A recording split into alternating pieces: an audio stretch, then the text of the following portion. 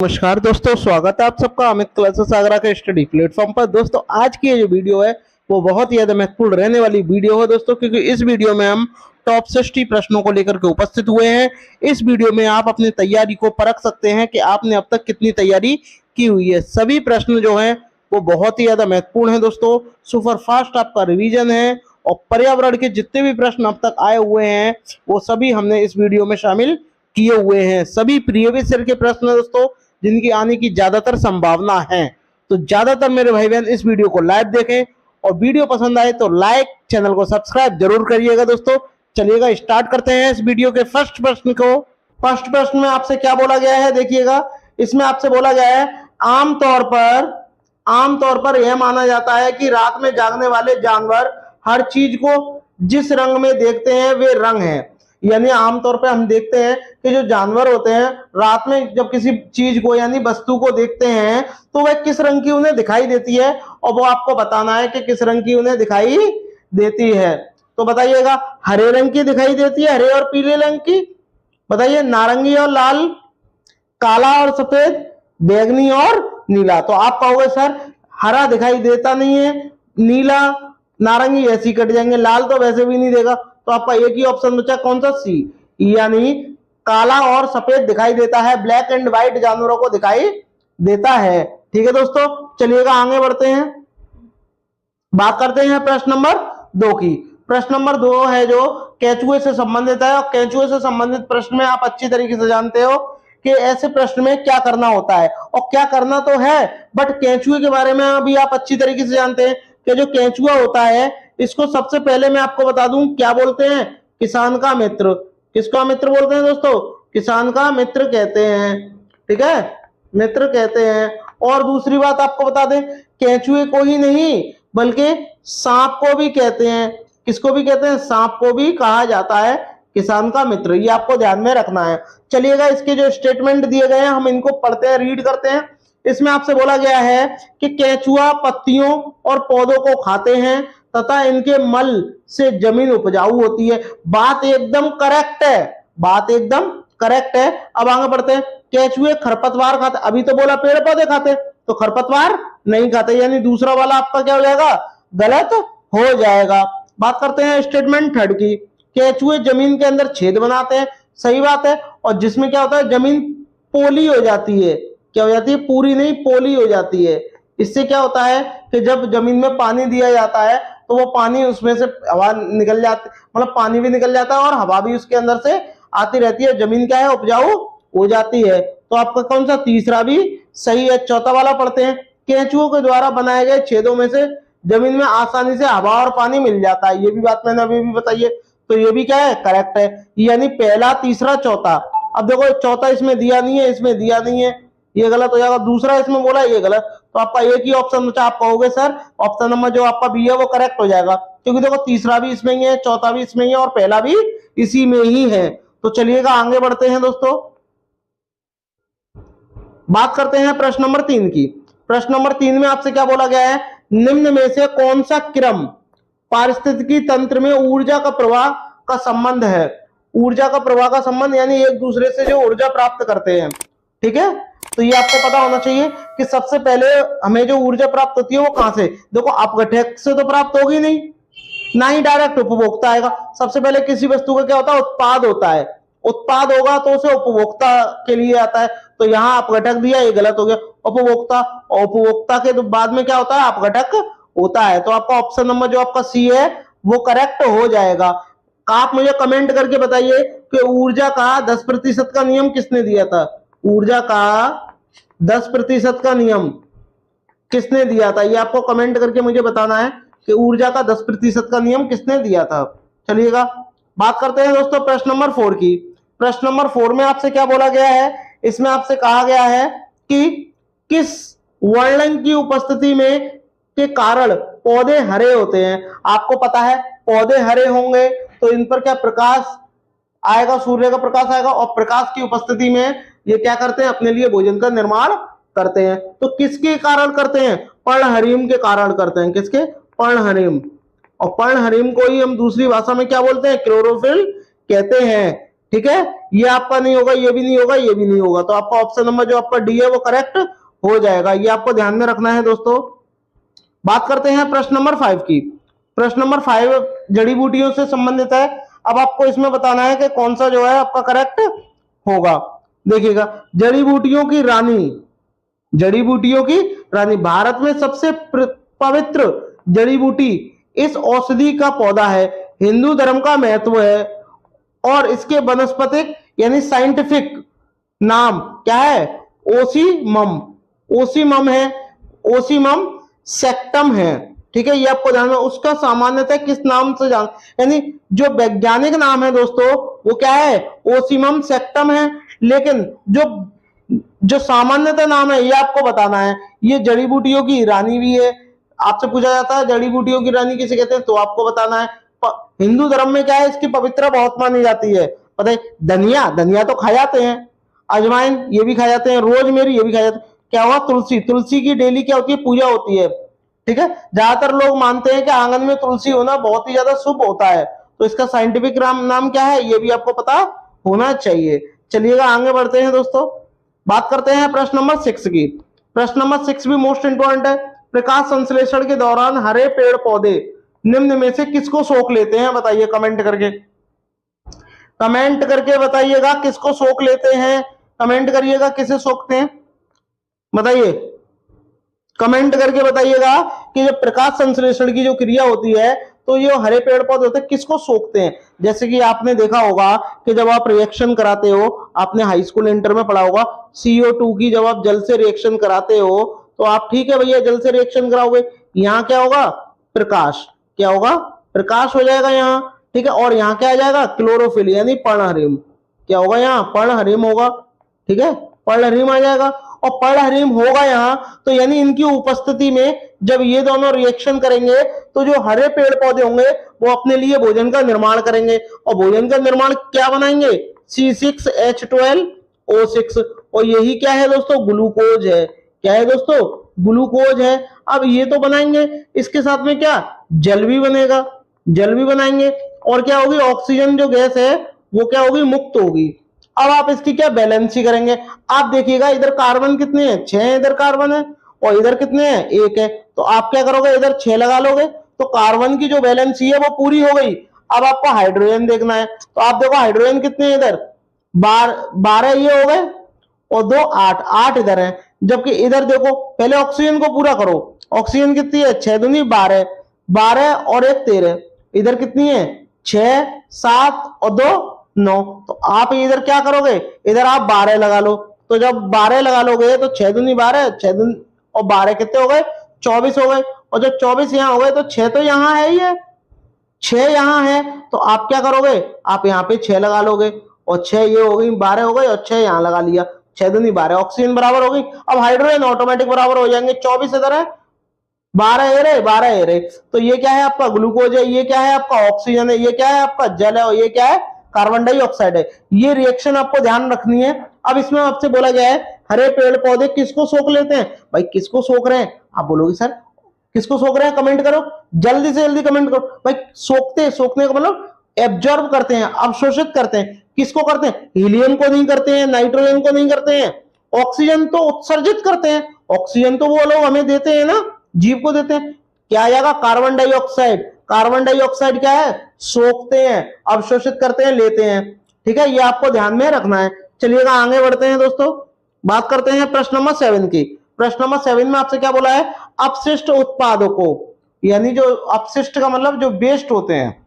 ठीक है, अपशिष्ट उत्पाद जो होते हैं यानी जो वेस्ट होते हैं, ठीक है, उत्पादों को खाने वाले जीवों को क्या कहा जाता है? जो अपशिष्ट पदार्थों को खाते हैं उनको आप क्या कहते हैं? अपशिष्ट का मतलब जो मरे हुए को खाते हैं। अब तो पता चल गया होगा। शाक भक्षी नहीं कहते हैं, शाक भक्षी, रसायन भक्षी नहीं कहते हैं, और ना ही मृत, यानी जो मृतकों को मारकर खाता, पहले से ही मरे हुए होते हैं उनको खाते हैं, वो उन जीवों को क्या कहा जाता है? मृतक भक्षी कहा जाता है। ठीक है, चलिएगा आगे बढ़ते हैं दोस्तों। बात करते हैं दोस्तों प्रश्न नंबर 8 की, जो कि मोस्ट इंपॉर्टेंट है दोस्तों। ये वाला जो प्रश्न है आपका, ये आपका सीटेट में, यूपी टेट में 2018 में आ चुका प्रश्न है दोस्तों। तो सभी भाई बहन जितने भी लाइव देख रहे हैं चैनल को शेयर और सब्सक्राइब जरूर करें। बात करते हैं दोस्तों 16 घास। 16 घास स्थल कहाँ पाए जाते हैं, ये आपको बताना है। बताइएगा कहाँ पाए जाते हैं, ये आपको कमेंट करना है। क्या पश्चिमी घाट पे पाए जाते हैं, पूर्वी घाट पर, हिमालय या विंध्याचल? कमेंट करके मुझे बताइएगा ये कहाँ पाए जाते हैं। तो आप कहोगे ये कहाँ पाए जाते हैं, पश्चिमी घाट पर पाए जाते हैं, पश्चिमी घाट पर पाए जाते हैं। तो आपका ऑप्शन नंबर जो ए है वो करेक्ट हो जाएगा। अब बात करते हैं दोस्तों कि पश्चिमी घाट में तो पाए जाते हैं, लेकिन पश्चिमी घाट के कहां पाए जाते हैं? तो आप कहोगे उष्ण कटिबंधीय जंगलों में पाए जाते हैं, ये आपको ध्यान में रखना है। ठीक है, बात करते हैं दोस्तों हिमालय की। हिमालय कहाँ स्थित है, हिमालय पर्वत जो है वो कहाँ स्थित है? आप कहोगे सर नेपाल में स्थित है। कहाँ? और नेपाल में स्थित है। और हिमालय पर्वत की ऊंचाई कितनी है? 8,848 मीटर जो है इसकी ऊंचाई है दोस्तों। और नेपाल में हिमालय पर्वत को किस नाम से जाना जाता है? सागर माता के नाम से जाना जाता है, ये आपको ध्यान में रखना है दोस्तों, सागर माता के नाम से जाना जाता है। ठीक है, चलिएगा आगे बढ़ते हैं, बात करते हैं प्रश्न नंबर 9 की। प्रश्न नंबर 9 में आपसे क्या बोला गया है, ये भी मोस्ट इंपोर्टेंट है, कई बार आ चुका है, 2018 में ये आया हुआ प्रश्न है।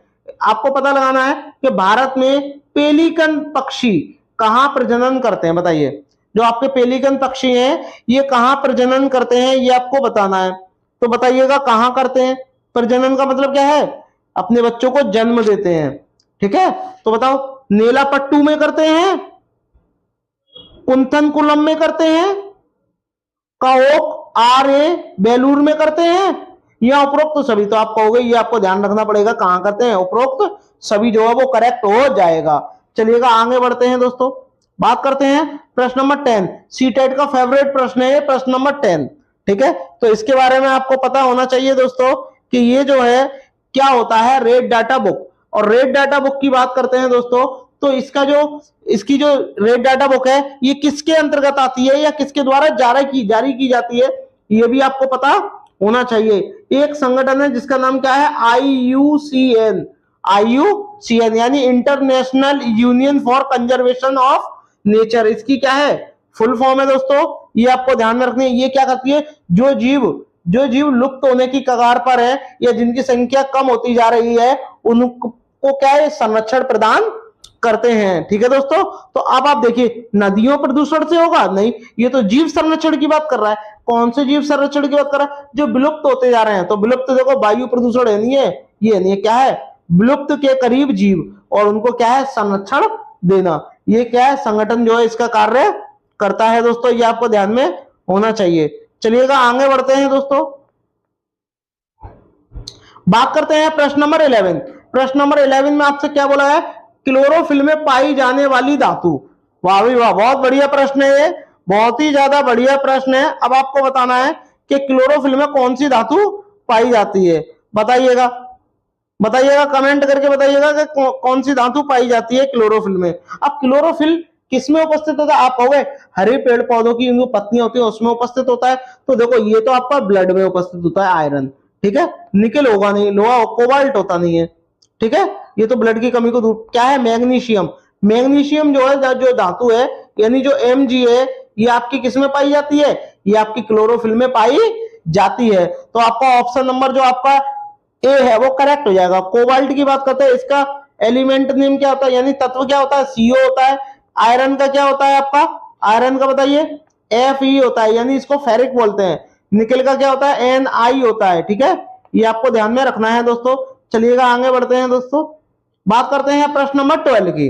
प्रश्न नंबर 12, प्रश्न नंबर 12 में आपसे क्या बोला गया है, कार्बनिक पदार्थ के अपघटन के समय मृदा में निम्नलिखित में से कौन उत्पादित नहीं होता, बताइए कौन उत्पादित नहीं होता। उत्पादित का मतलब उत्सर्जित नहीं होता। तो आपको बताना है जब कार्बन पदार्थ के अपघटन के समय जो मृदा में निम्नलिखित में से कौन जो है उत्पादित नहीं होता।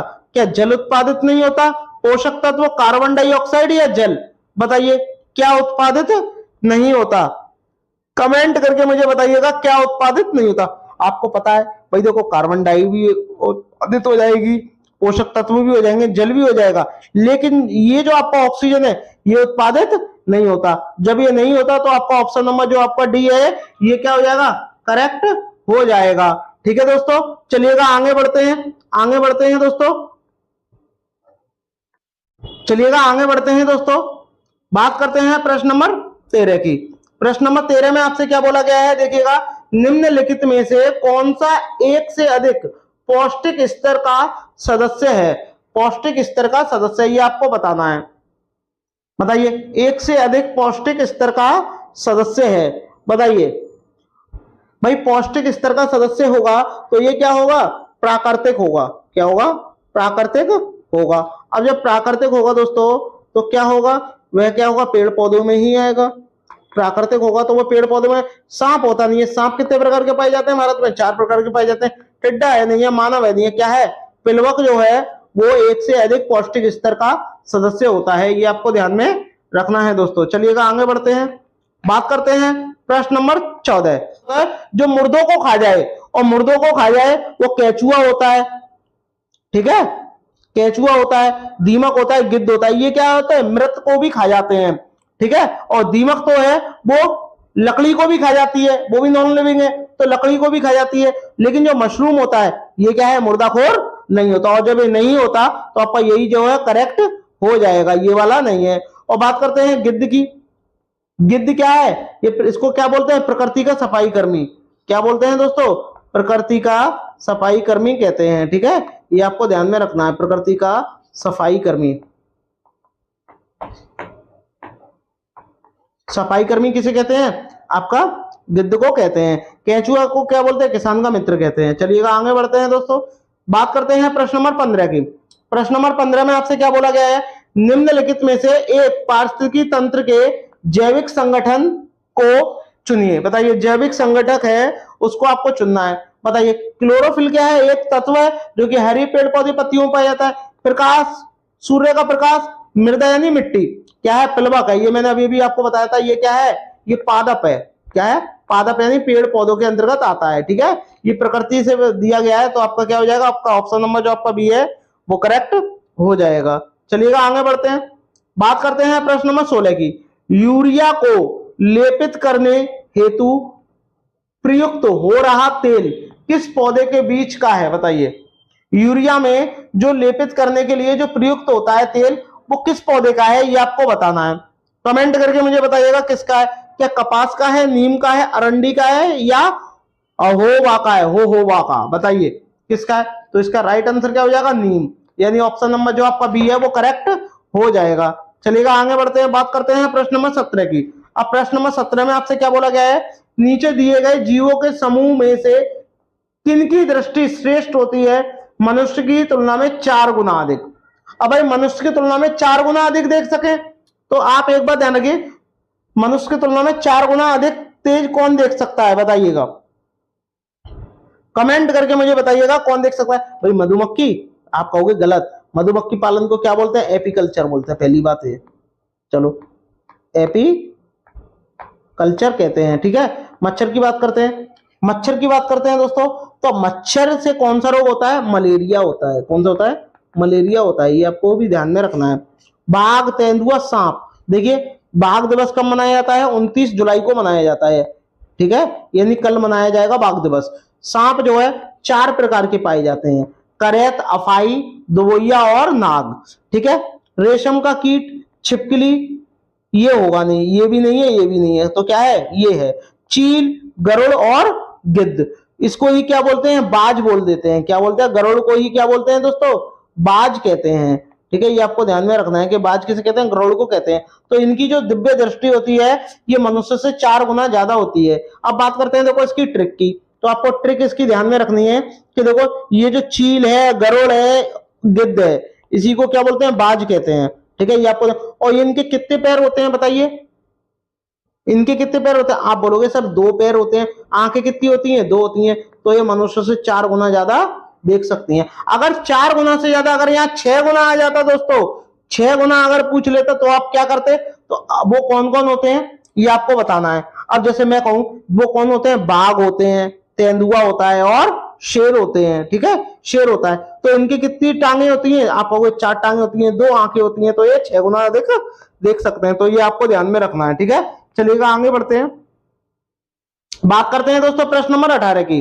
प्रश्न नंबर 18 में आपसे बोला गया है गठपर्णी यानी निफेथिन्स जो पौधा है इसके बारे में आपको बताना है कि कौन सा सही है।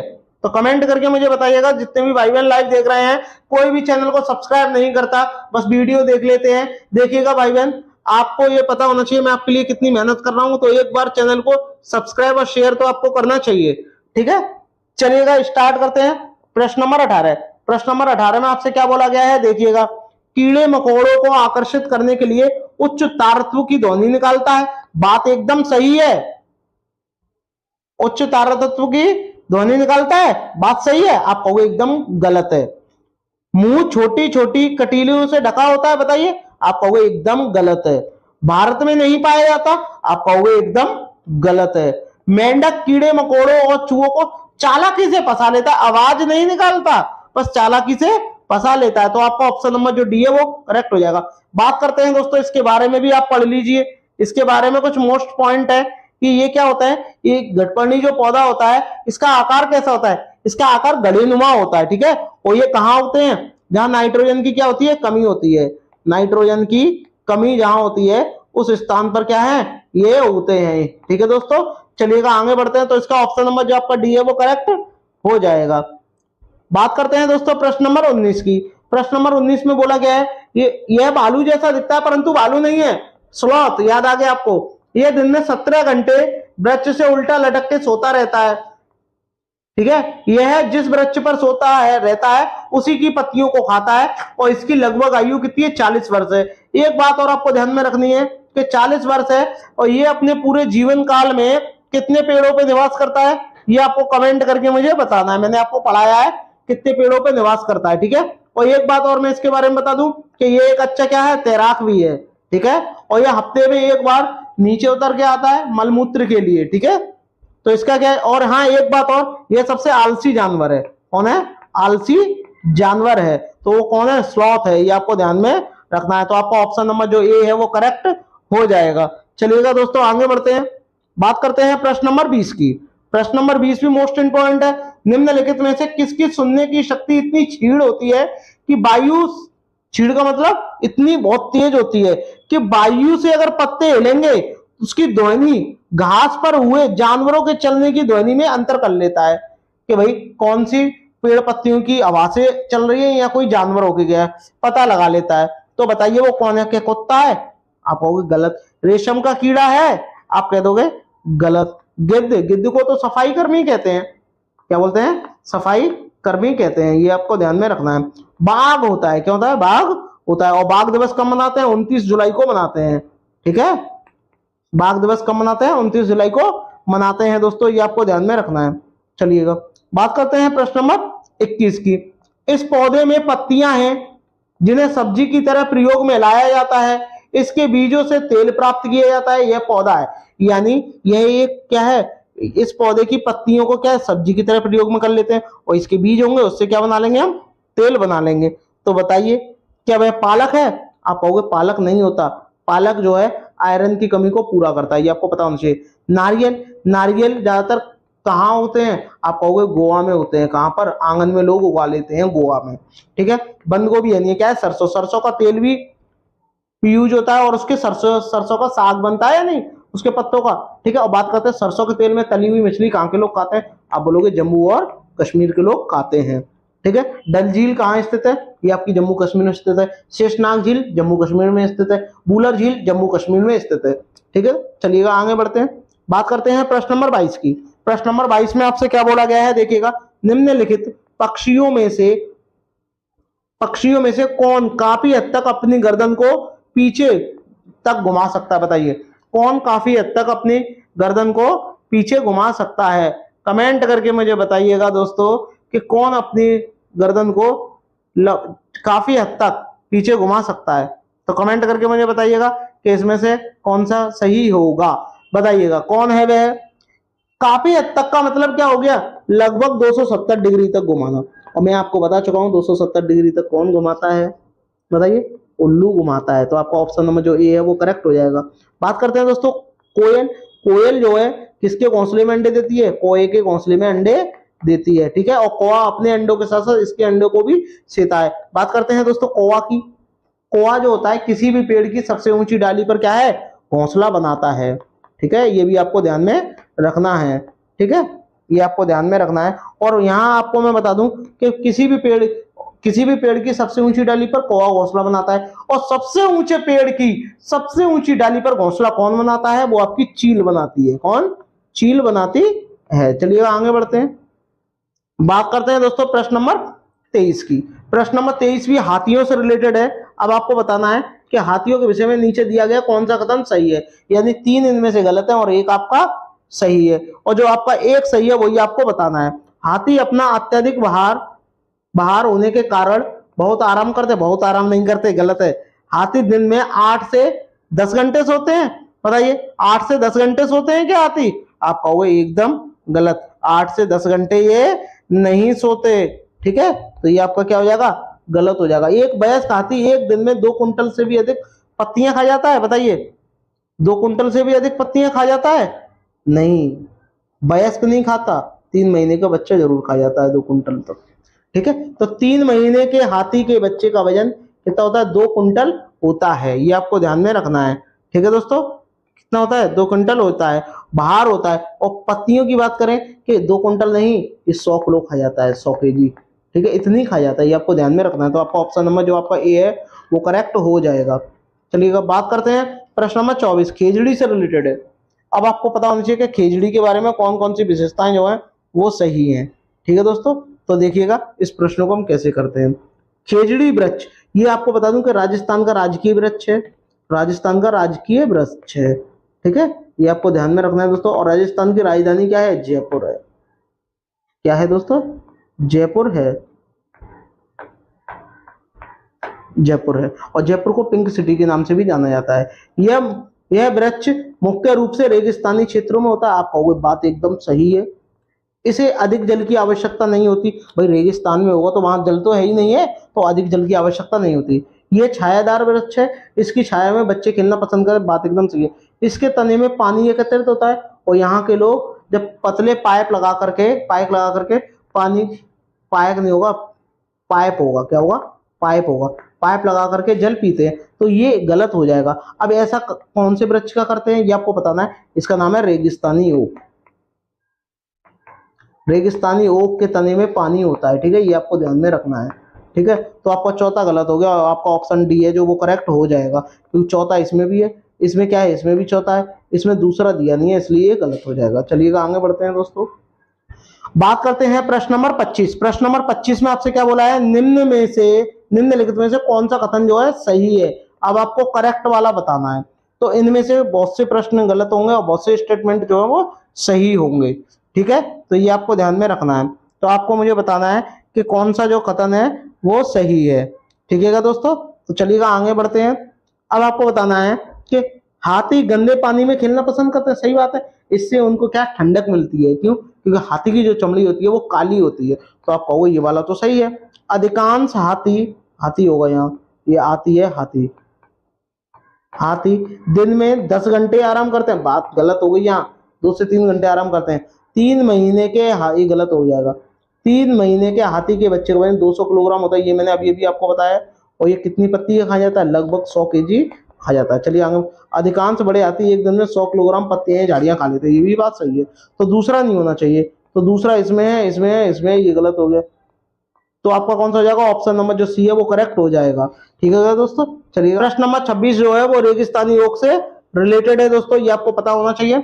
इसमें आपसे बोला गया है यह क्या है? ऑस्ट्रेलिया में पाया जाता है, ये भी बात एकदम सही है। यह एक विशेष प्रकार का पौधा है जिसकी जड़ें टहनियों से लटकी होती हैं। क्या ये सही है? इसका बताइए। यह एक विशेष प्रकार का पौधा है, उसकी जो जड़ होंगी वो किससे लटकी होती हैं? टहनियों से लटकी होती हैं। आप कहोगे एकदम गलत है। इस पेड़ की जड़ें जमीन की गहराई तक जब तक जाती हैं जब तक वह पानी तक ना पहुंचे। आप कहोगे करेक्ट है। इस पेड़ के तनों में क्या पानी जमा होता रहता है, और स्थानीय लोगों को जब पानी की आवश्यकता होती है तो इसमें क्या है? पतला पाइप लगा करके पानी निकाल लेते हैं और पीते हैं। तो आपका ये भी सही है। अब दूसरा जिसमें होगा वो गलत है, ये इसमें भी दूसरा, इसमें भी है, इसमें भी है। तो आपका ऑप्शन नंबर जो आपका बी है वो करेक्ट हो जाएगा दोस्तों। चलिएगा आगे बढ़ते हैं, बात करते हैं प्रश्न नंबर 27 की। प्रश्न नंबर 27 में आपसे क्या बोला है? सही कथन आपको चुनना है। अब ये कुछ जानवर से संबंधित है, अब आपको पता होना चाहिए। अब आपको एक बात पता होनी चाहिए, जिन जानवरों के कान दिखाई देते हैं वो बच्चे देते हैं, और जिनके कान नहीं दिखाई देते उनके शरीर पर बाल पाए जाएंगे। तो इसी कारण वो क्या है, अंडे देते हैं। ठीक है, ये आपको ध्यान में रखना है। ठीक है, अब देखिएगा, अब आपसे स्टेटमेंट दिया गया है, अब आपको देखना है कौन सा स्टेटमेंट करेक्ट है। तो देखिएगा, जिन जानवरों के कान, बाहर कान होते हैं, शरीर पर बाल होते हैं, वो बच्चे देते हैं। आप कहोगे भाई शरीर पर बाल होते हैं और वह बच्चे देते हैं, तो कहीं ना कहीं क्या है, शरीर पर बाल भी होंगे। शरीर पर बाल तो नॉर्मल बात है, थोड़े बहुत तो सबके होते हैं, तो वह क्या बच्चे देते हैं, बताइएगा। तो आप कहोगे बात एकदम सही है, बच्चे तो देते ही देते हैं। तो पहला वाला क्या है, करेक्ट है। जिन जानवरों के कान बाहर होंगे और शरीर पर बाल नहीं होंगे वो अंडे देंगे, बताइएगा। आप कहोगे ये भी बात सही है, बाल नहीं होंगे वो क्या है, और कान बाहर, बाहर कान और बाल नहीं होते, यानी कान भी बाहर नहीं होते और बाल भी नहीं होते, वो क्या है, अंडे देते हैं। आप कहोगे एकदम सही बात है, तो ये भी क्या है आपका सही हो जाएगा। लेकिन यहां मैं आपको बता दूं कि एक चीज और है इसमें, आगे और भी पढ़ो। जिन जानवरों के कान बाहर और शरीर पर बाल नहीं होते वो बच्चे, देखो यहाँ उल्टा कह दिया, ये थोड़ा चेंज कर दिया, तो ये वाला गलत हो ही जाएगा। और जिन जानवरों के कान और बाल होते हैं, यानी कान भी होंगे बाहर और बाल भी होंगे, वो अंडे कैसे, देखो फिर भी इसमें भी बात उल्टी कह दी, तो ये भी गलत हो जाएगा, यानी पहला और दूसरा। तो आपका ऑप्शन नंबर जो आपका डी है वो करेक्ट हो जाएगा। ठीक है दोस्तों, चलिएगा आगे बढ़ते हैं, बात करते हैं प्रश्न नंबर 27 की। निम्नलिखित में से जीवन प्रक्रियाओं का कौन सा युग्म पेड़ पौधों और जीव जंतुओं दोनों में मिलता है, बताइए। जीवन का युग्म, भाई इंसान भी जो मानव जो जीव होता है उसमें भी वृद्धि होती है, और जो पेड़ पौधे होते हैं उसमें भी क्या है, वृद्धि होती है दोस्तों। तो अब आपको ये बताना है कि क्या है कि दोनों में ही वो काम होते हो, बताइए। भोजन बनाते हैं क्या दोनों, आप कहोगे नहीं, ये गलत हो जाएगा, भोजन वाला गलत हो जाएगा। अंकुरण नहीं होता, लेकिन वृद्धि और प्रजनन जो है वो दोनों में मिलता है। ठीक है दोस्तों, ये आपको ध्यान में रखना है। चलिएगा आगे बढ़ते हैं, बात करते हैं प्रश्न नंबर 28 की। भारत का राष्ट्रीय पशु, आप कहोगे सर बाघ है। कौन है, बाघ है। राष्ट्रीय पक्षी की बात करें तो आपका कौन है, मोर है। ठीक है, राष्ट्र विरासत पशु की बात करें, विरासत पशु कौन है, वो विरासत पशु कौन है, देखिएगा। विरासत पशु, हाथी को क्या बोलते हैं, विरासत पशु, विरासत पशु कहते हैं, ये आपको ध्यान में रखना है। इसको क्या बोलते हैं, बाघ को राष्ट्रीय पशु क्या बोलते हैं दोस्तों, राष्ट्रीय पशु कहते हैं। और मोर को क्या बोलते हैं, राष्ट्रीय पक्षी कहते हैं, ये आपको ध्यान में रखना है। ठीक है, तो आपका क्या, अब आपसे पूछा राष्ट्रीय पशु, तो राष्ट्रीय पशु कौन सा है आपका, आप कहोगे बाघ है, यानी ऑप्शन नंबर जो आपका सी है वो करेक्ट हो जाएगा। चलिएगा, और बाघ दिवस कब मनाते हैं, बताइएगा। बाघ दिवस कब मनाते हैं, 29 जुलाई को। 29 जुलाई को जो है वो बाघ दिवस मनाते हैं। ठीक है, चलिएगा आगे बढ़ते हैं, बात करते हैं प्रश्न नंबर 29 की। प्रश्न नंबर 29 की बात करते हैं, वनों के महत्व के कारण है, बताइए। वनों के महत्व का कारण है, अब वनों के महत्व का क्या कारण है ये आपको मुझे बताना है, तो बताइएगा वनों के महत्व का क्या कारण है, बताइएगा। भाई क्या उनको ग्रीन सिल्वर कहते हैं, आप कहोगे गलत, ग्रीन हाउस कहते हैं, ग्रीन आइलैंड नहीं कहीं, क्या बोलते हैं, ग्रीन गोल्ड कहते हैं, यानी हरा सोना कैसे कहते हैं, आपके वनों को कहते हैं। ठीक है दोस्तों, अब बात करते हैं प्रश्न नंबर 30 की। भिंडी में पाया जाता है, अब बताइए भिंडी में क्या पाया जाता है, कमेंट करके मुझे बताइएगा कि भिंडी में क्या पाया जाता है। आप कहोगे सर फास्फोरस भी पाया जाता है, विटामिन ए भी पाया जाता है, विटामिन सी भी पाया जाता है, तो ये तीनों चीजें पाई जाती हैं भाई भिंडी में, तो क्या हो जाएगा, उपरोक्त सभी हो जाएगा। इसमें हमसे बोला गया है कि वह तिथि यानी दिनांक जिस दिन बछेंद्री पाल ने माउंट एवरेस्ट की चोटी पर कदम रखा, भारतीय अंतर्राष्ट्रीय ध्वज तिरंगा गाड़ा वहां पर, तो आपको बताना है वह दिन कौन सा है, बताइएगा। कमेंट करके बताइएगा कि वह दिन कौन सा है, कमेंट करके बताइएगा। क्या 23 मई 1984 है, क्या 23 मई 1989 है, क्या 25 मई 1984 है, या 25 मई 1989 है, बताइएगा कौन सा दिन है। बात करते हैं यहाँ माउंट एवरेस्ट की दोस्तों, तो माउंट एवरेस्ट की ऊंचाई कितनी है, ये आपको पता होना चाहिए, 8,848.86 मीटर, ये क्या है, इसकी माउंट एवरेस्ट की ऊंचाई है। और ये किसका भाग है, ये नेपाल में स्थित है दोस्तों, और नेपाल में माउंट एवरेस्ट को क्या कहते हैं दोस्तों, सागर माता के नाम से जाना जाता है, ये आपको ध्यान में रखना है। जबकि इसमें हमसे बोला गया है कि वह तिथि हमें बतानी है, और वो तिथि क्या है आपकी 23 मई 1984 जो है वो तिथि है। मोस्ट इंपोर्टेंट प्रश्न है दोस्तों, ये बार बार परीक्षा में आया हुआ प्रश्न है। ठीक है, चलिएगा आगे बढ़ते हैं दोस्तों, बात करते हैं प्रश्न नंबर सेकंड की। प्रश्न नंबर सेकंड में आपसे क्या बोला गया है, देखिएगा इसमें आपसे बोला गया है सभी सरकारी अस्पतालों में सांप के द्वारा काटने की दवा मिलती है। आपको पता होना चाहिए जो सांप के काटने की दवा होती है वो सांप के ही जहर से ही बनाई जाती है। जो सिरप होती है वो क्या है, सांप के जहर से ही बनाई जाती है। भारत में 4 प्रकार के जहरीले सांप पाए जाते हैं। कौन कौन से, करैत, नाग, अफाई और दोबोइया। कौन सा, दोबोइया। ये 4 प्रकार के सांप पाए जाते हैं भारत में। और हम आपको बता दें सांप की आयु लगभग कितने वर्ष होती है, 12 वर्ष उसकी आयु होती है। ये भी आपको ध्यान में रखना है। भारत में पाया जाने वाला एक सांप ऐसा है जिसमें जो जहरीला नहीं है, उसका नाम क्या है, अजगर। क्या नाम है, अजगर है। इसको भी आपको ध्यान में रखना है। वह सभी अस्पतालों में सांप के काटने की दवा मिलती है। यह किससे बनाई जाती है, अभी भी मैंने आपको बताया, सांप की झड़ी, छोड़ी, त्वचा, चर्म, ये आप कहोगे बिल्कुल भी नहीं। चिचड़े पौधे, बिल्कुल नहीं। चिड़चिड़े पौधे, बीज, ये बिल्कुल नहीं। सांप के जहर से ही बनाई जाती है सांप काटने की दवा। ये आपको ध्यान में रखना है दोस्तों, मोस्ट इंपॉर्टेंट प्रश्न है। चलिए आगे बढ़ते हैं, बात करते हैं प्रश्न नंबर थर्ड।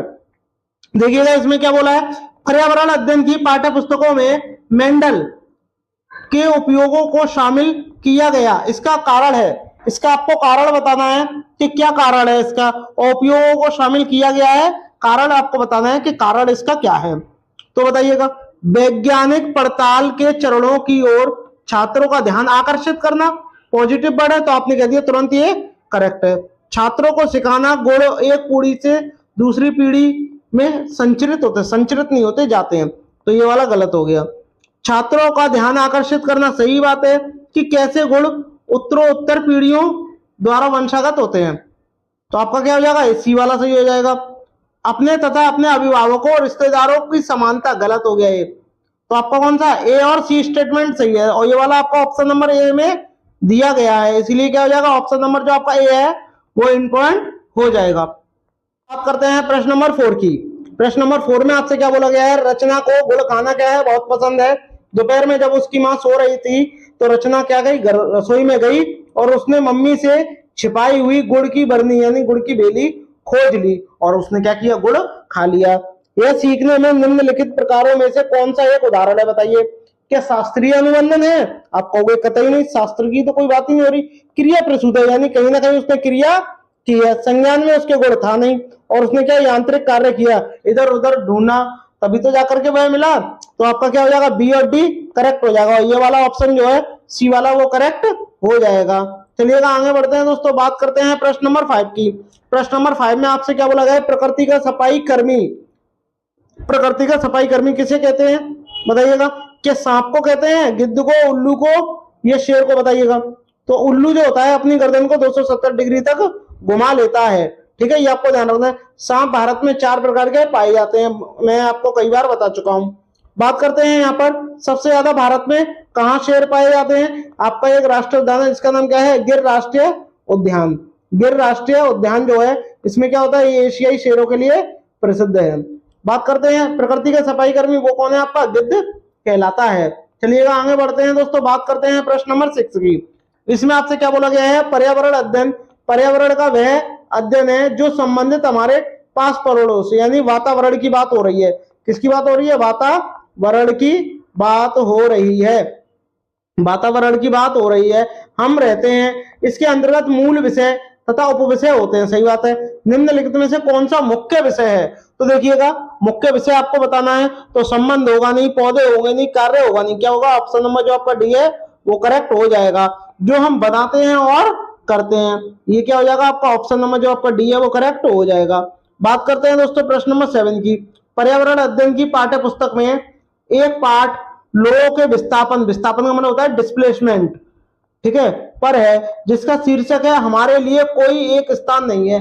डिस्प्लेसमेंट का मतलब ही क्या होता है, विस्थापन का मतलब क्या होता है, जो क्या हो उसमें कोई ना कोई स्थिति में बदलाव आता रहे, कभी एक स्थान पर कभी दूसरे स्थान पर। और इसका शीर्षक क्या है, हमारे लिए कोई स्थान नहीं है। बच्चों को यह जानकर अपने सृजनशील बनाने के लिए उद्देश्य है। बताइए क्या उद्देश्य है, कमेंट करके बताइएगा, कमेंट करके बताइएगा कि क्या उद्देश्य है। कमेंट करिएगा सभी बच्चे, कमेंट करिएगा एक बार, कमेंट करके मुझे आंसर बताइएगा क्या होगा जब तक मैं इसको पढ़ता हूं, जब तक मैं इसको पढ़ता हूं। ठीक है दोस्तों, इसमें आपसे बोला गया है कि उन लोगों की पीड़ा के बारे में जिन्हें उनकी जन्मभूमि से विकास के नाम पर विस्थापित किया जाता है। सही बात है, जैसे आप कहीं रह रहे हो और आपको उससे कह दिया कि आपको हम फ्लैट देंगे, कोई ना कोई ऐसी योजना है, और आपको वहां से बेघर कर दिया, तो क्या इससे संबंधित है जहां आपका जन्म हुआ है? बताइएगा कि देश के विकास हेतु लोगों का विस्थापन, ऐसा बिल्कुल भी नहीं है। कि शहरी लोगों को कूड़ा करकट उत्पन्न नहीं करते, शहर झुग्गियों के कारण गंदे हैं, ऐसा बिल्कुल नहीं, ये भी कोई मतलब नहीं है। कि एक बड़े शहर में ग्रामीण लोगों का जीवन बेहतर होता है, सब। ऑप्शन नंबर जो आपका ए है वो करेक्ट हो जाएगा। बात करते हैं दोस्तों प्रश्न नंबर 8 की। प्रश्न नंबर 8 में आपसे क्या बोला गया है, देखिएगा, निम्नलिखित में से कौन सा पर्यावरण अध्ययन की कक्षा 3री से 5वीं तक, यानी 3 से 5वीं तक की बात हो रही है, 3 to 5 की पुस्तकों के ढेर सारे चित्रों को शामिल करने को सर्वाधिक सटीक व्याख्या करते हैं। बताइए, यानी आप जो है उनकी क्या है, पर्यावरण कक्षा की बहुत सारी चित्रों को क्या कर लेते हैं, शामिल कर लेते हैं, तो उसका आपको उद्देश्य बताना है क्या है। बताइएगा क्या उद्देश्य है, बताइएगा। चित्र बच्चों को आकर्षित करते हैं, चित्र जो है बच्चों को आकर्षित करते हैं। आप कहोगे आकर्षित करते हैं, लेकिन ये छोटे बच्चों की बात हो रही है, तो आकर्षित क्या करेंगे? बच्चे विकास की मूर्त संक्रियात्मक अवस्था में है।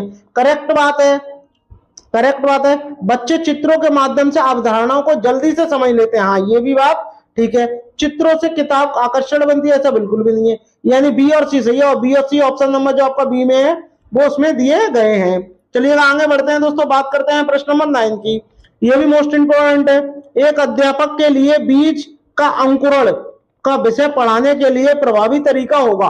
बताइएगा प्रभावी तरीका क्या होगा, कमेंट करके बताइएगा आप लोग कि प्रभावी तरीका होगा विद्यार्थियों को एक सजीवक यदि एनिमेटेड वीडियो दिखाने के लिए कहना जिसमें साबुत मूंग के बीजों का अंकुरण दिखाया गया हो। जरूरी नहीं है, गलत हो गया, आप तरीके सिखा रहे हो, चार्ट बनाना भी गलत हो जाएगा। विद्यार्थियों से मूंग के बीजों का अंकुरण करने के लिए कहना, तो बच्चे खुद करके सीखेंगे, तथा अपने अवलोकन का रिकॉर्ड करने के लिए कहना, ये वाली बात सही है। मूंग के बीजों का अंकुरण मॉडल दिखाना गलत।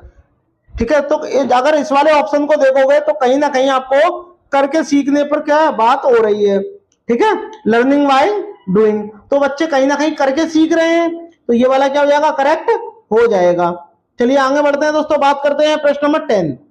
राष्ट्रीय पाठ्यचर्या की रूपरेखा एनसीएफ 2005 इस बात पर जोर देती है कि पर्यावरण अध्ययन की शिक्षा होनी चाहिए।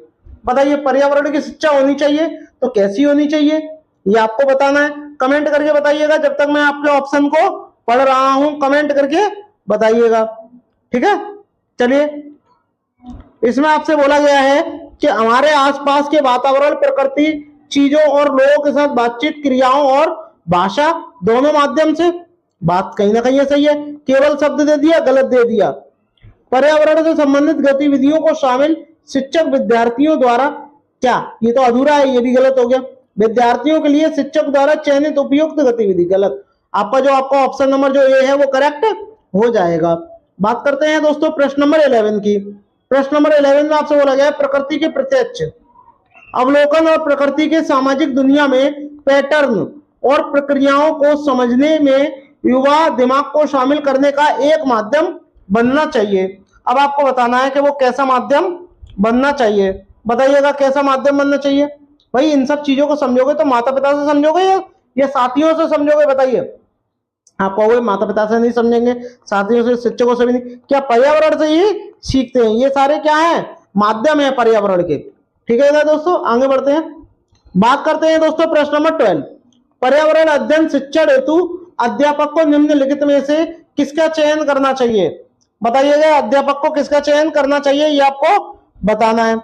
बताइएगा कमेंट करके, जितने भी बच्चे सभी लोग कमेंट करके बताइएगा कि इसका राइट आंसर क्या होगा, बताइएगा। बच्चों को अकेले कार्य करने का अवसर देना, अकेले करेंगे क्या बच्चे कार्य, गलत हो गया। बच्चों को कार्य करने मदद, गलत वर्ड हो जाएगा, आप मदद नहीं करेंगे, कि आप सिर्फ सीखने के लिए प्रेरित कर सकते हैं, प्रोत्साहन दे सकते हैं।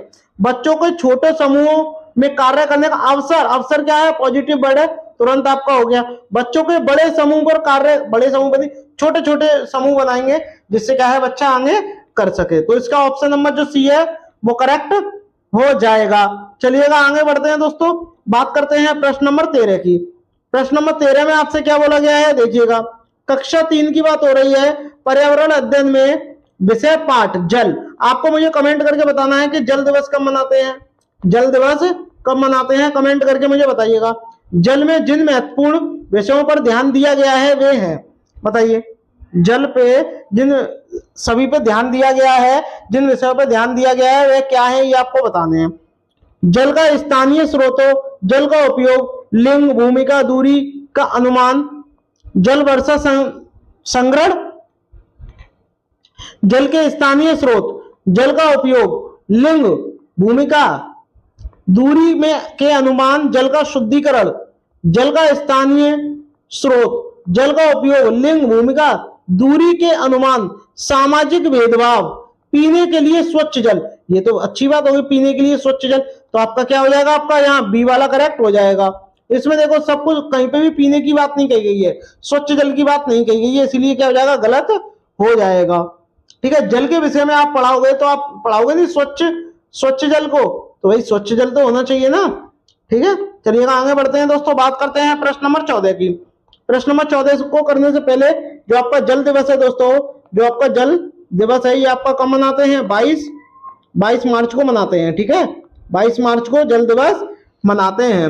निम्नलिखित में से कौन सी प्रक्रिया आकलन की प्रकृति की व्याख्या करती है, ये 4 स्टेटमेंट दिए गए हैं। अब आपको बताना है कि आकलन की जिससे हो सके वह प्रक्रिया क्या है, बताइए वह प्रक्रिया क्या है।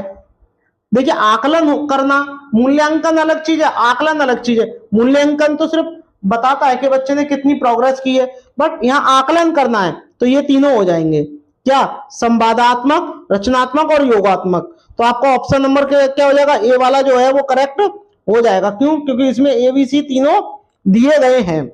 चलिएगा आगे बढ़ते हैं दोस्तों, बात करते हैं प्रश्न नंबर 15 की।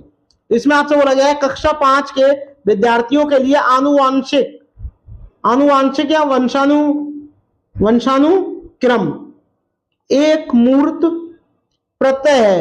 एक पर्यावरण अध्ययन की शिक्षिका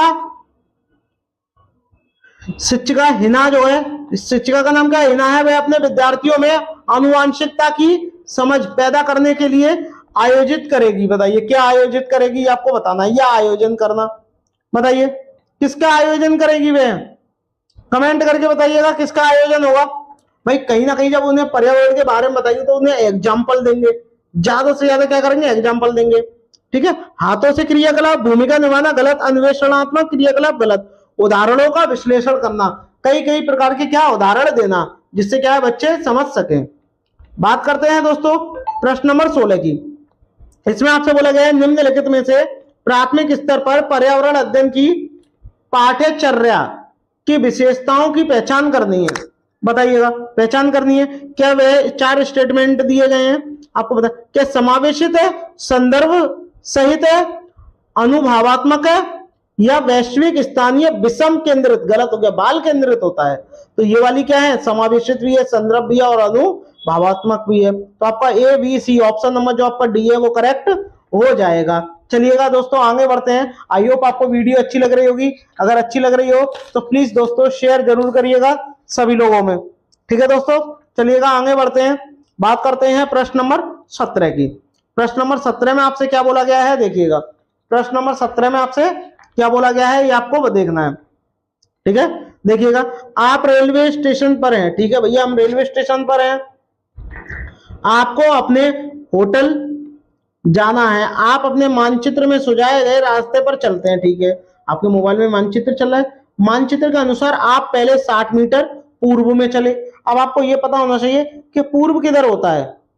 जैसे कि अगर आप यहां पर हो, आप कहां हो, जैसे ए हो, आप यहां पर हो, तो पहले कहां चले आप, पूर्व में चले, कितने चले 60 मीटर चल गए।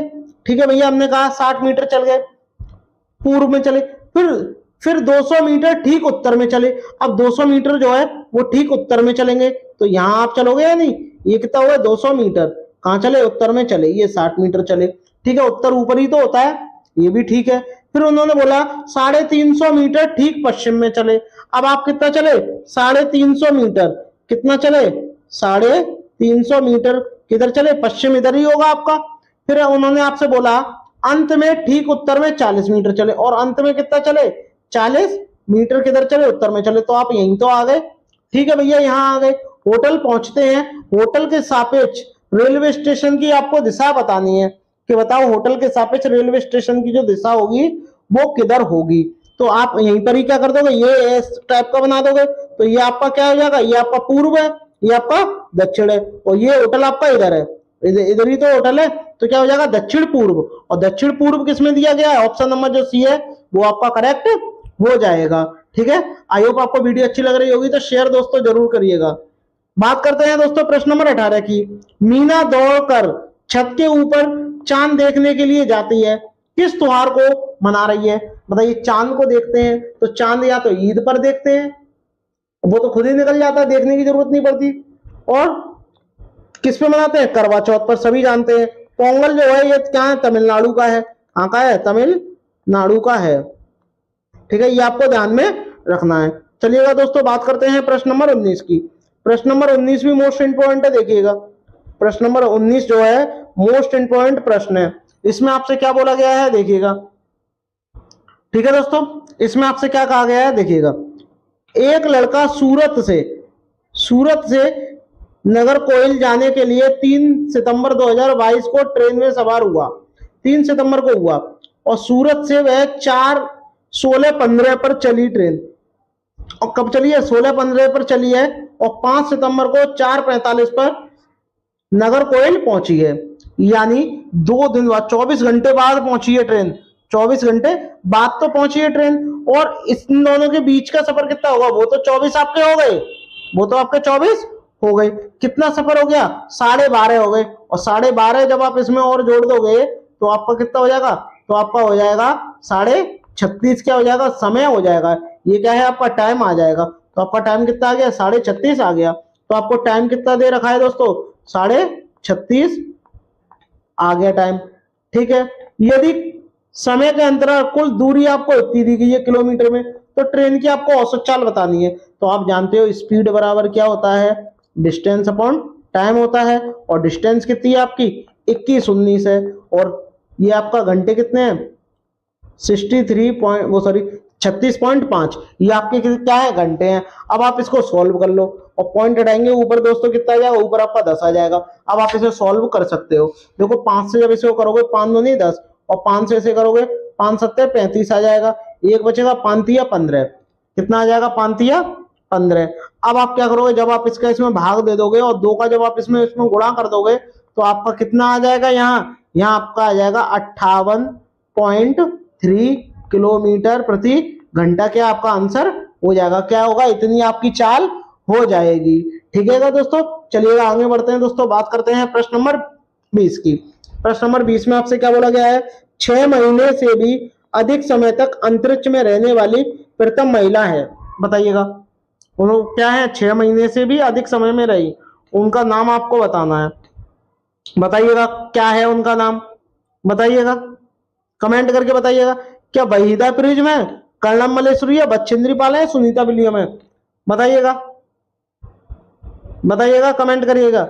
ये क्या है, प्रथम भारतीय महिला है। कमेंट करके मुझे बताइएगा वह कौन है। तो आप क्या कहोगे, भाई कौन है, सुनीता विलियम है। क्या है, सुनीता विलियम है। ठीक है, ये आपको ध्यान में रखना है। इनके पिताजी कहाँ के थे, गुजरात के थे। कहाँ के थे, गुजरात के थे। और ये जो अंतरिक्ष में कितने समय तक रही, 6 महीने से भी अधिक समय, यानी 195 क्या दिन तक रही। ठीक है, 195 दिन तक ये रही है अंतरिक्ष में। और इनको सन 2008 में पद्म विभूषण से सम्मानित भी किया गया। ठीक है, ये आपको ध्यान में रखना है दोस्तों। ठीक है, चलिएगा आगे बढ़ते हैं। हाँ, बात करते हैं कर्णम मल्लेश्वरी, ये क्या है, एक वेट लिफ्टर है।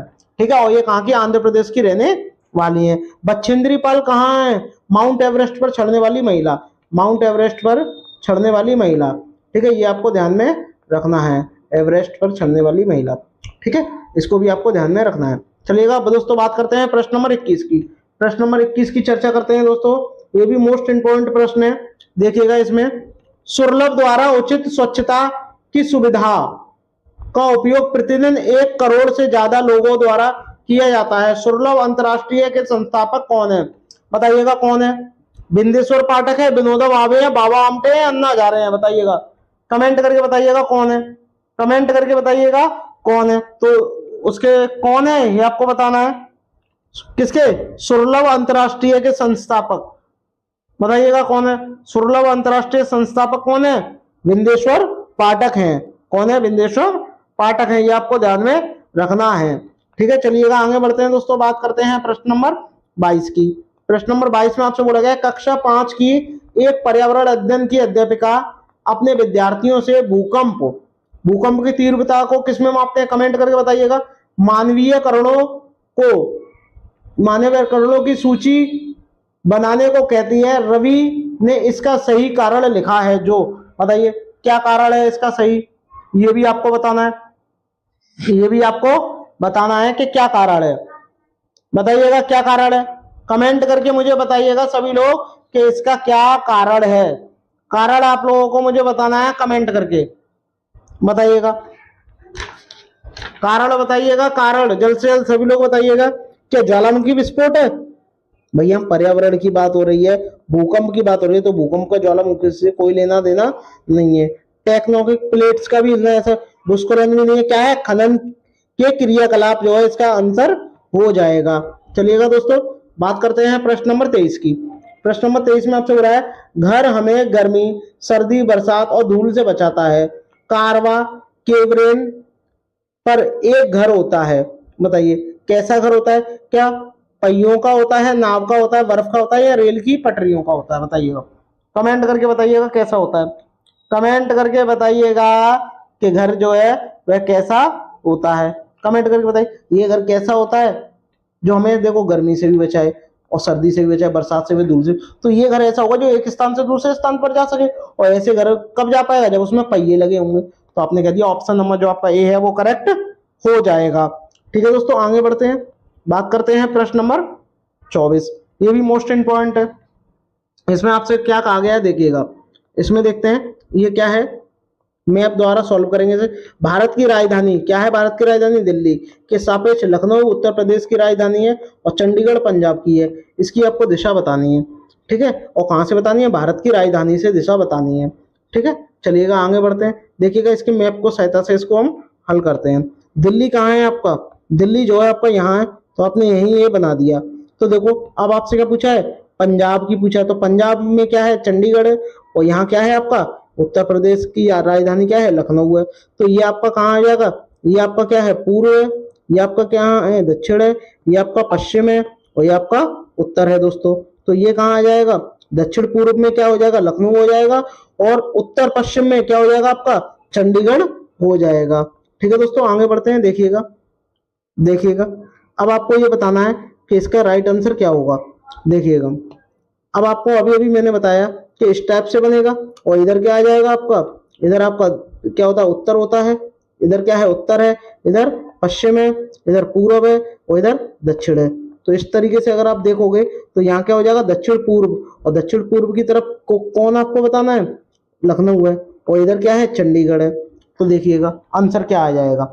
सबसे पहले क्या आएगा? उत्तर पूर्व, तो उत्तर पूर्व है, और दक्षिण पश्चिम दे दिया यहाँ, इसलिए ये वाला गलत हो गया।